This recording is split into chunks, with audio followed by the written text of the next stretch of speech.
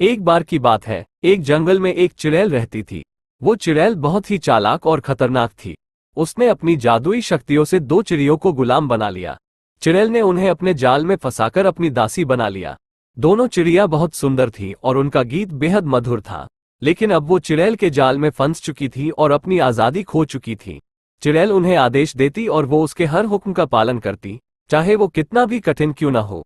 एक दिन चुड़ैल ने दोनों चिड़ियों को एक असंभव काम सौंपा।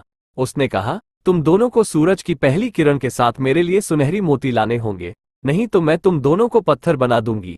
चिड़िया बहुत डर गई, लेकिन उन्होंने हिम्मत नहीं हारी। उन्होंने सोचा कि अगर उन्हें किसी तरह चुड़ैल के चंगुल से छुटकारा पाना है तो उन्हें खुद ही कुछ करना होगा। वो दोनों चुपचाप चुड़ैल के सो जाने का इंतजार करने लगी। रात के समय जब चुड़ैल गहरी नींद में सो गई तो चिड़िया धीरे धीरे उड़कर जंगल के एक बुद्धिमान उल्लू के पास पहुंची। उन्होंने उसे अपनी समस्या बताई और उससे मदद मांगी। उल्लू ने उनकी बात ध्यान से सुनी और कहा, तुम्हें डरने की जरूरत नहीं है। मैं तुम्हें एक मंत्र बताऊंगा जिससे तुम चुड़ैल की शक्तियों को नष्ट कर सकती हो। उल्लू ने उन्हें एक खास मंत्र बताया और कहा कि उसे सुबह की पहली किरण के साथ बोलना है। चिड़िया उल्लू का धन्यवाद कर वापस चुड़ैल के पास लौट आए।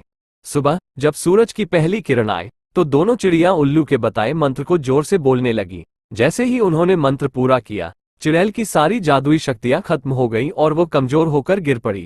चुड़ैल अब बेबस हो चुकी थी और चिड़िया आजाद हो गई। चिड़िया खुशी खुशी जंगल में वापस लौट आई और फिर कभी किसी के गुलाम नहीं बनी। उन्होंने समझ लिया था कि हिम्मत और बुद्धि से हर मुश्किल का हल निकाला जा सकता है।